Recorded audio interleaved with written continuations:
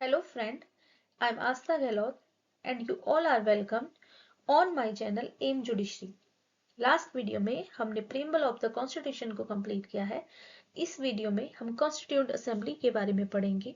Constituent assembly को बनने का पर्पस क्या था, इसकी कमिटीज के क्या क्या नाम थे, कमिटीज के मेंबर कौन कौन थे, इसका ऑब्जेक्टिव्स क्या क्या थे, ये सारी चीजें हम इस वीडियो में कवर करेंगे।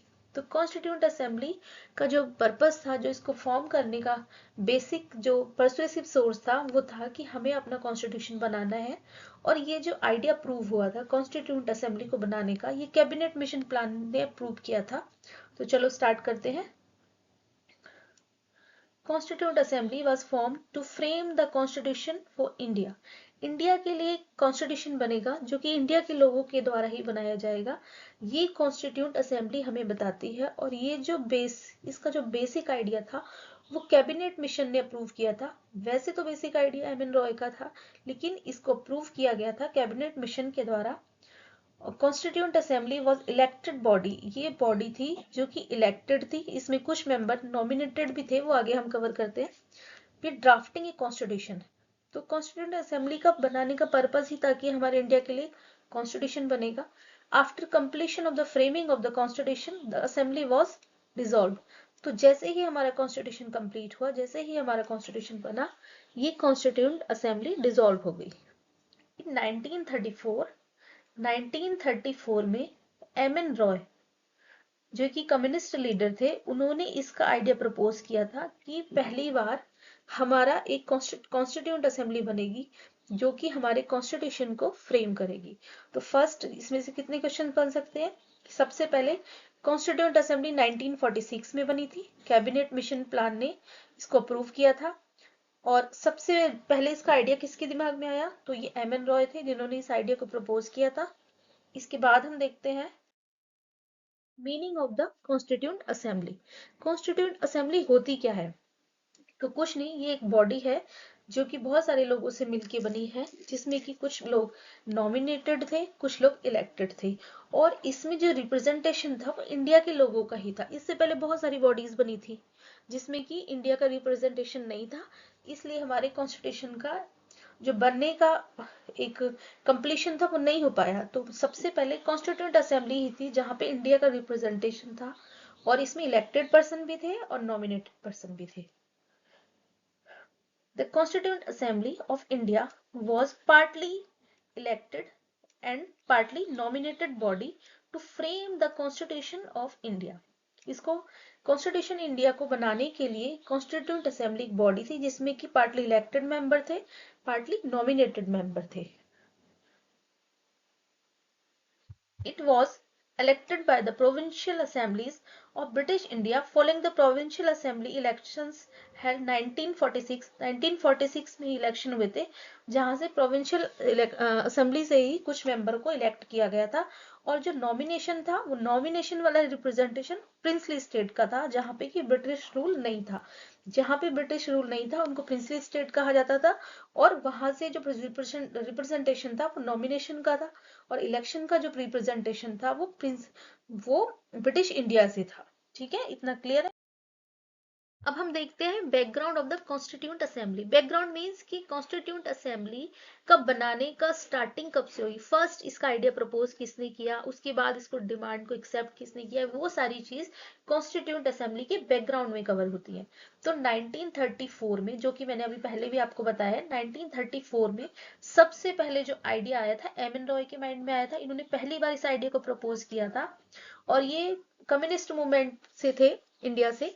एंड 1935 में आईएनसी ने पहली बार डिमांड की कि हमारी एक कॉन्स्टिट्यूएंट असेंबली होनी चाहिए जो कि हमारे कॉन्स्टिट्यूशन को बनाए। ठीक है, इसके बाद हम देखते हैं 1938 में जवाहरलाल नेहरू ने डिक्लेयर कर दिया। 1938 में नेहरू जी ने डिक्लेयर कर दिया कि constitution for free India must be framed without outside interference by a constituent assembly elected based on a adult franchise या एडल्ट सफरेज। मतलब कि जो रिप्रेजेंटेशन होना चाहिए कॉन्स्टिट्यूएंट असेंबली को बनाने का, और उस कॉन्स्टिट्यूएंट असेंबली को बनाने के लिए जो कॉन्स्टिट्यूशन बनेगा उसमें इंडिया के ही मेंबर होने चाहिए, और उसका बेस कैसा होना चाहिए, एडल्ट फ्रेंचाइज बेस होना चाहिए, तो 1934 में आइडिया एम एन रॉय का था, 1935 में आईएनसी ने पहली बार डिमांड की थी, एंड 1938 में नेहरू जी ने डिक्लेयर कर दिया कि विदाउट आउटसाइड इंटरफेरेंस हमारा एक एडल्ट सफरेज एडल्ट फ्रेंचाइज होना चाहिए जो कि कॉन्स्टिट्यूंट असेंबली को रिप्रेजेंट करेगा।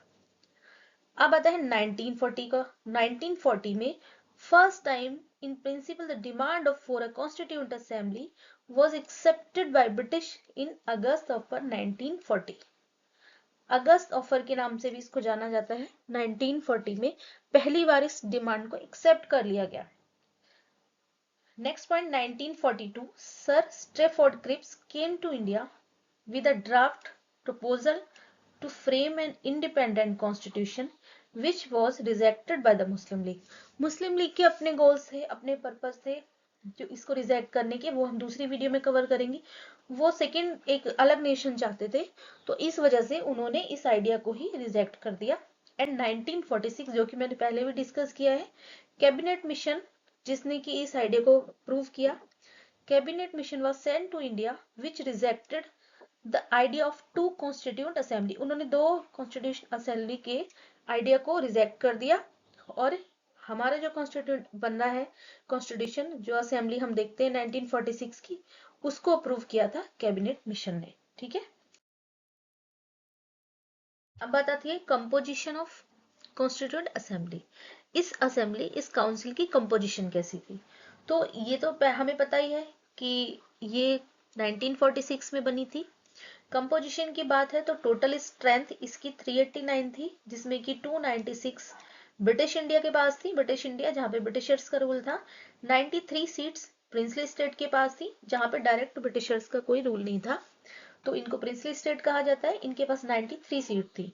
290 seat allocated for British India were to be from 11 governors provinces. ये गवर्नर प्रोविंसेस से 11 सीट थी, एंड 4 चीफ कमिश्नर प्रोविंसेस से थी। सब बाइफर्केशन है इन सीट्स का। Seats were allocated based in the proportion to their respective population, जो कि आज भी होता है, पॉपुलेशन के हिसाब से सीट को एलोकेट किया गया। जब हम डिलिमिटेशन पढ़ेंगे कॉन्स्टिट्यूशन में, तब हम देखेंगे कि पॉपुलेशन के हिसाब से सीट का एलोकेशंस होते हैं। Next, seats allocated to each British provinces were to be decided among the 3 principal communities. ये कौन सी कम्युनिटीज थी? मुस्लिम्स थे, सिख थे, एंड जनरल थे। Representation of each communities were to be elected by the member of that community in the provincial legislative assembly, and voting was to be by the method of proportional representation by means of single transferable vote, जो कि बहुत ज्यादा चलन में है अभी India में। जो इलेक्शंस होते हैं इसी रिप्रेजेंटेशन के साथ होते हैं, तो यही वहां पे फॉलो किया गया। इसके बाद representative of princely state were to be nominated by the head of this princely state. यहाँ से नॉमिनेशन था, जैसे कि मैंने पहले भी बताया। इसके बाद हम देखेंगे, हम देखते हैं objective of the constituent assembly, कि इसको फ्रेम करने का ऑब्जेक्टिव क्या थे, उसको हम पॉइंट में डिस्कस करेंगे। तो ऑब्जेक्टिव में जहां से क्वेश्चन बनने के चांसेस रहते हैं, आपको माइंड में रखनी है चीजें। तो इसके ऑब्जेक्ट में था कि to develop India as an independent sovereign republic, जैसे कि नेहरू जी ने 1938 में प्रपोज किया था। कोई भी एक्सटर्नल हमारे पास इंटरफेरेंस नहीं होना चाहिए, इंडिया पूरी तरीके से सॉवरेन होना चाहिए। सेकंड, और ये जो ऑब्जेक्टिव थे, ये हमारे ऑब्जेक्टिव रिजोल्यूशन में भी इसका रेफरेंस दिया जाता है, कि जो कि हमारा प्रीएम्बल बना कि हमारा इंडिया रिपब्लिक होगा और इसमें कोई भी एक्सटर्नल इंटरफेरेंस नहीं होगा। नेक्स्ट है इसका, to create a democratic union with self government for all the constituent part, जितने भी इंडिया के पार्ट्स हैं सब में डेमोक्रेटिक सेल्फ गवर्नमेंट होगी। To guarantee and secure to all citizens, जो कि प्रीएम्बल में रिफ्लेक्शन है इस चीज का। जस्टिस होगा, सोशल, इकोनॉमिक एंड पॉलिटिकल। इसकी कुछ रेस्ट्रिक्शंस भी हैं जो हम फंडामेंटल राइट पढ़ेंगे तब इसको कवर करेंगे। तो ये सारी चीजों की guarantee objective of the constituent assembly में है। इक्वालिटी ऑफ स्टेटस, ये हमारा एक तरह से हम सोचो कि हम प्रीएम्बल पढ़ रहे हैं। इक्वालिटी ऑफ स्टेटस, हमारे पास 2 टाइप की इक्वालिटी को बताया गया है, स्टेटस की और अपॉर्चुनिटीज की, जो 16 में रिफ्लेक्ट होता है, आर्टिकल 16। नेक्स्ट है फ्रीडम ऑफ थॉट, जो कि आर्टिकल 19 में रिफ्लेक्ट होता है। Thought, expression, belief, faith, worship, vocation, association and actions.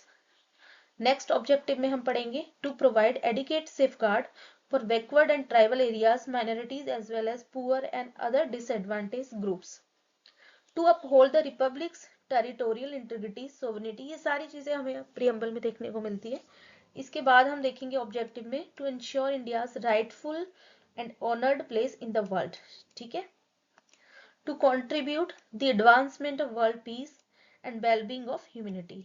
ये हमारे कॉन्स्टिट्यूंट असेंबली में कॉन्स्टिट्यूशन को बनाने के लिए जो कि चीज हमारे कॉन्स्टिट्यूशन में होंगी, ये सारी चीजें ऑब्जेक्टिव रिजोल्यूशन जो कि जवाहरलाल नेहरू ने प्रपोज किया था उसमें थी और वो हमारा प्रीएम्बल बना. ये हमने लास्ट वीडियो में भी कवर किया था. इसके बाद हम देखेंगे कुछ इंपॉर्टेंट फैक्ट्स हैं कॉन्स्टिट्यूंट असेंबली से रिलेटेड, वो हम इसमें देखते हैं कि जो इसकी फर्स्ट मीटिंग हुई थी, ये बहुत इंपॉर्टेंट है, इसको ध्यान से देखना है आपको. फर्स्ट मीटिंग दिसंबर 9 46 में हुई थी, यानी कि फर्स्ट मीटिंग कॉन्स्टिट्यूंट असेंबली की 9 दिसंबर 1946 में हुई थी. Muslim League did not participate in first meeting, और मुस्लिम लीग ने इसमें कोई पार्टिसिपेशन नहीं किया था. टेम्पररी प्रेसिडेंट जो सीनियरिटी के बेस पे बनाया गया था वो सच्चिदानंद सिन्हा जी को बनाया गया था.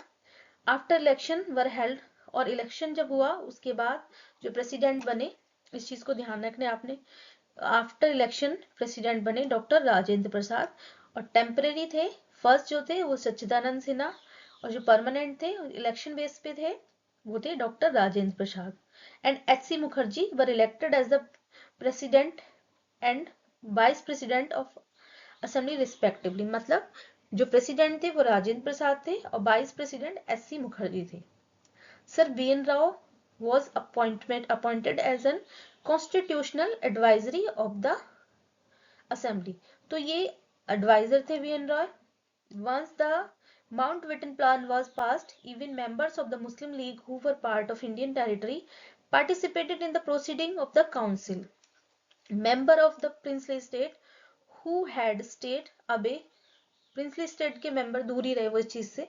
एंड कॉन्स्टिट्यूंट असेंबली हेल्ड, कितने सेशन हुए ये इंपॉर्टेंट है, 11 सेशन हुए 2 ईयर में. कॉन्स्टिट्यूशन को बनाने को लगभग 3 साल लगे थे, तो ये सारी चीजें इसमें है. 11 सेशन हुए थे. लास्ट सेशन जो हुआ था वो हुआ था 24 जनवरी 1950 को. ठीक है. इसके बाद तो हमारा कॉन्स्टिट्यूशन बन ही गया था.